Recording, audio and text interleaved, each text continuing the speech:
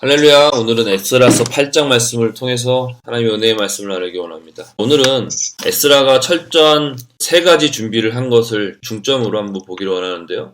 8장에서는 2차 포로기한 시에 에스라가 했던 아주 중요한 준비사항과 또 예루살렘 도착 후에 경배하는 모습을 볼 수 있는데요. 단락을 먼저 구분해보면 1절부터 14절까지가 에스라의 지도하에 이스라엘 땅으로 2차 귀환자들이 귀환한 명단을 이야기하고 있고요.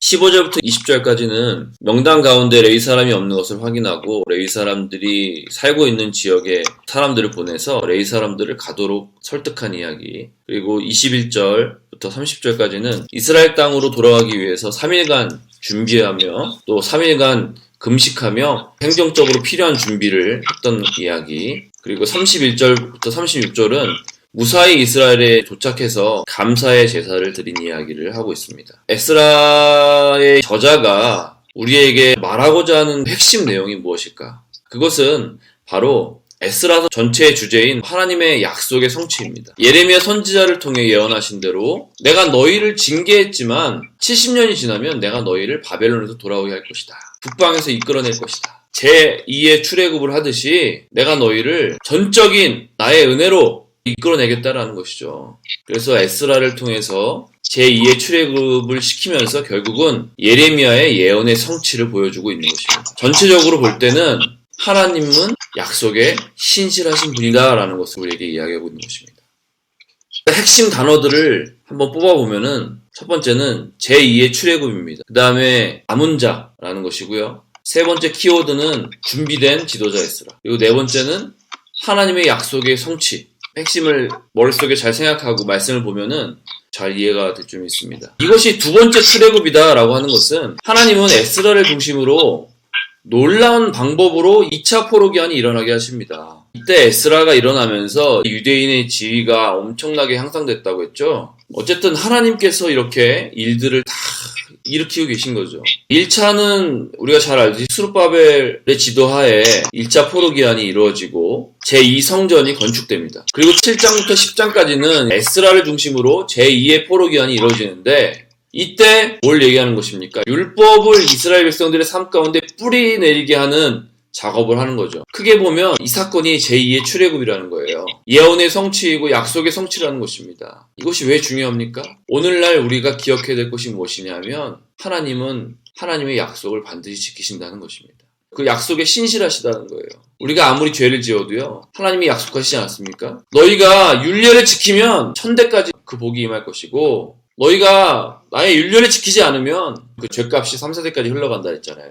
이게 하나님의 약속이었지 않습니까? 70년이 그래서 3, 4대인 거예요. 3, 4대가 지나고 나서 하나님은 그 죄악을 완전히 잊으시고 다시 이스라엘이 시작할 수 있는 은혜를 주신 것입니다. 기회를 주신 것입니다. 그래서 이스라엘 백성은요, 바벨론에서 이스라엘로 돌아가는 그 은혜를 누리게 된 것입니다. 하나님의 철저한 약속 때문에. 자, 이것을 기억하기 원합니다. 본문을 한번 보기 원합니다. 1절부터 14절까지는 포로기환한 자들을 이야기하고 있는데요. 12개의 집안에서 1600명이 되는 사람들이 돌아가는 이야기입니다. 왜 10이라는 숫자를 의식을 했을까? 분명히 12지파가 아니잖아요, 이 사람들은. 이 에스라 저자는요, 뭘 얘기하고 싶냐면 12지파를 상징하는 사람들을 언급하고 있는 거예요. 15절부터 20절까지는 무엇입니까? 1절부터 14절까지는 하나님의 완전한 약속의 성취를 강조하고 있는 것입니다. 그리고 15절부터 20절까지는 그런데 레위인이 하나도 없는 거예요. 에스라가 성경을 보니까 분명히 우리가 성전은 건축을 했는데 그 안에서 누군가 일을 해야 되고 말씀을 섬겨야 되는데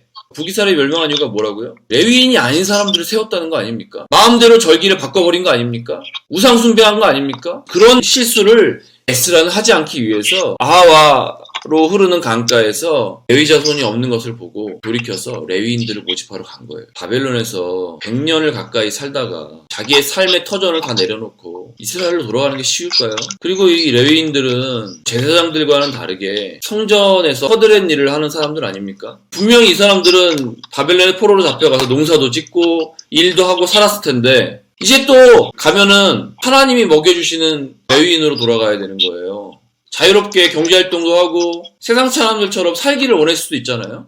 그런데 에스라는 다 찾아내서 하나님이 너희들의 기업이 되신다 설득해서 이 사람들을 데려간 것입니다. 하나님께서 여러분을 부르실 때 아멘 제가 여기 있습니다 라고 대답할 준비를 하시길 축복합니다. 이 12지파, 레위지파 모든 사람들이 하나님의 예언대로 약속대로 돌아오게 되었다는 것을 이 에스라의 저자는 우리에게 이야기하고 있는 것입니다. 하나님이 약속을 성취하시는데 신실하게 완벽하게 성취하신다는 것을 이 에스라 저자가 이야기하는 거예요. 에스라의 열정이 있지만 사실은 하나님의 열정이라는 것입니다. 패션 오브 크라이스트에 보면은 예수님이 십자가에 올라가시기 위해서 채찍에 맞고 피투성이가 된 몸으로 십자가에 기어 올라가시지 않습니까? 인류를 구원하기 위한 하나님의 열정, 예수 그리스도의 열정이 이때도 있었던 거예요. 지금도 우리에게 이 하나님의 열정이 있습니다. 우리 한 사람 한 사람을 세우시기 위한, 사용하시기 위한, 구원하시기 위한 하나님의 열정이 있다는 거예요. 우리가 잘나서 그런 게 아니라 이 은혜가 우리에게 있습니까? 감격이 우리에게 있습니까? 감격이 있는 사람들은 하나님 부르실 때 대답할 수 있어요.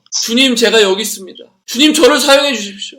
그래서 우리가 사심 없이 오직 하나님의 나라를 위해 살아갈 때 반드시 돕는 자를 주님이 예비하시고 남은 자를 찾아내게 하신다는 것입니다. 그 남은 자가 우리가 되기를 원합니다. 전체에 흐르는 중요한 한 사람은 에스라예요. 수많은 지도자들과 백성들이 함께하고 있는데요. 결국은 에스라의 한 사람의 헌신이 훌륭한 지도자 한 사람이 결국은 이런 일들을 해내는 것입니다. 그래서 지도자를 위해서 기도를 많이 해야 합니다. 이런 지도자가 우리 가운데 세워질 수 있도록 기도해야 될 것이고 하나님이 기회를 주실 때 내가 이런 지도자가 될 수 있도록 지금부터 준비해야 될 줄 믿습니다. 하나님이 지도자로 세우고 싶으신데 성품이 준비가 되지 않거나 영적으로 준비가 되지 않거나 교만하거나 말씀으로 준비가 되지 않는다면 어떻게 사용받을 수 있겠습니까? 훈련받을 수 있을 때 여러분 지도자에게 가서 무릎을 꿇어서라도 나를 훈련시켜 주시라고 내 성품을 좀 훈련시켜 주시라고 그런 열정이 있기를 원합니다. 21절부터 30절까지는 에스라가 어떻게 철저하게 준비했는지를 보여주고 있는데요. 첫 번째는 아와 강가에서 금식을 선포합니다. 1500km나 되는 거리를 4개월에서 5개월 가는데 수많은 어려움을 만날 수 있지 않겠습니까? 지금 가는 길에 받은 헌물도 엄청나요. 어떤 학자에 의하면은 10만에서 50만 명의 연봉을 가져가는 거예요. 한꺼번에. 엄청난 돈을 가져가는 거예요. 재정과 사람들을 데리고 가는데 강도들도 있을 것이고 그 당시에 얼마나 많은 어려움들이 있었겠습니까? 그런데 22절, 23절 보니까 페르시아 황제에게 얘기하면 호위병을 붙여줄 거예요. 그런데 에스라는 무엇을 원했습니까? 왕의 호위를 원한 게 아니라 하나님의 호위를 원한 거예요. 아멘이십니까? 우리는 사람을 의지하기가 쉬워요. 재정이 없을 때 나에게 재정을 도와줄 사람들을 찾아요. 내가 어디가 아플 때, 내가 뭐가 부족할 때 우리는 사람들의 도움을 찾아요. 그런데 에스라는요. 하나님이 여기까지 보내셨고 이건 하나님이 하신 일이라는 걸 확신했던 거예요. 그래서 에스라가 한 일이 무엇입니까? 금식하면서 기도한 것입니다. 여러분 이런 마음이 우리에게 있어야 될 줄 믿습니다. 사람을 의지하는 마음이 아니라 하나님을 의지하는 철저한 로드십이 우리에게 있기를 원합니다. 그래서 에스라는 무엇을 준비한 것입니까? 첫 번째는 레위인을 준비한 거죠. 사역을 준비한 거예요. 두 번째는 금식한 것입니다. 영적으로 준비한 것입니다. 세 번째는 무엇입니까? 재물을 분배를 했습니다.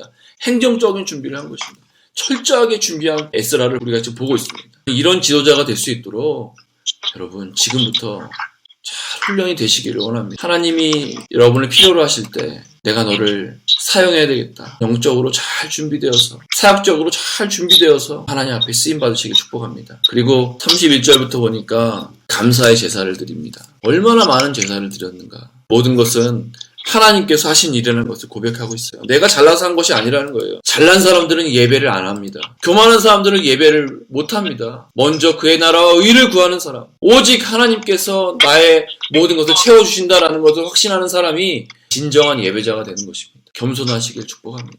늘 하나님의 은혜와 감격이 여러분의 마음 가운데 있기를 원합니다. 내 인생은 내가 잘나서 여기까지 온 것이 아닙니다. 하나님께서 도우셔서 여기까지 온 것입니다. 늘 기억하시길 축복합니다. 결론입니다. 본문의 핵심은 무엇입니까? 이 이스라엘 백성들은요. 자기의 삶의 여정을 다 내팽개치고 새로운 삶을 시작하는 제2의 출애굽을 했습니다. 먼저 우리가 해야 될 일이 무엇입니까? 지금까지 세상적으로 살았던 모든 나의 삶의 패턴을 완전히 쓰레기통에 던져버려야 합니다. 완전히 성령의 여정에 나의 삶을 맡겨야 된다는 것입니다. 두 번째는 무엇입니까? 하나님은 반드시 이렇게 남은 자를 예비하시고 사용하신다는 거예요. 이 세상이 아무리 약하고 어둡다 해도 우리가 이 남은 자가 되어야 한다는 것입니다. 여러분은 남은 자입니다. 세 번째는 무엇입니까? 한 시대에 반드시 하나님은 위대한 지도자를 준비하십니다. 주변에 여러분의 리더십들이 있습니까? 하나님이 준비한 리더십을요 잘 섬기시길 바랍니다. 그리고 또한 여러분이 그 지도자가 될 수 있도록 지금부터 잘 준비하시길 축복합니다. 가장 중요한 것이 무엇입니까? 네 번째, 하나님이 일하신다는 것입니다. 하나님이 일하실 수 있도록 해야 한다는 것입니다. 나는 도구라는 거예요. 그래서 우리가 기도해야 된다는 것입니다. 하나님이 일하시도록 얼마나 간절히 기도하고 있습니까? 그래야 우리가 10년 걸려서 할 수 있는 일은 주님은 하루 만에 하실 수 있다는 것입니다. 왜 우리는 이 길을 걸어가고 있습니까? 하나님이 그토록 갈망하시고 나에게 그 일을 맡기셨기 때문입니다. 부르심이 있기 때문입니다. 하나님이 부르실 때 예, 하나님 제가 여기 있습니다. 저를 사용해 주십시오. 저를 보내주십시오. 라고 고백하시길 축복합니다. 하나님께 모든 것을 맡기고 올인한다면 하나님이 여러분의 인생을 반드시 책임져 주실 것입니다. 그 누구보다 하나님이 완벽하십니다. 그 하나님께 우리의 인생을 맡기고 하나님의 여정에 하나님의 시간표에 우리 인생을 던집시다. 하나님 반드시 우리를 사용해 주실 것입니다. 사랑하고 축복합니다.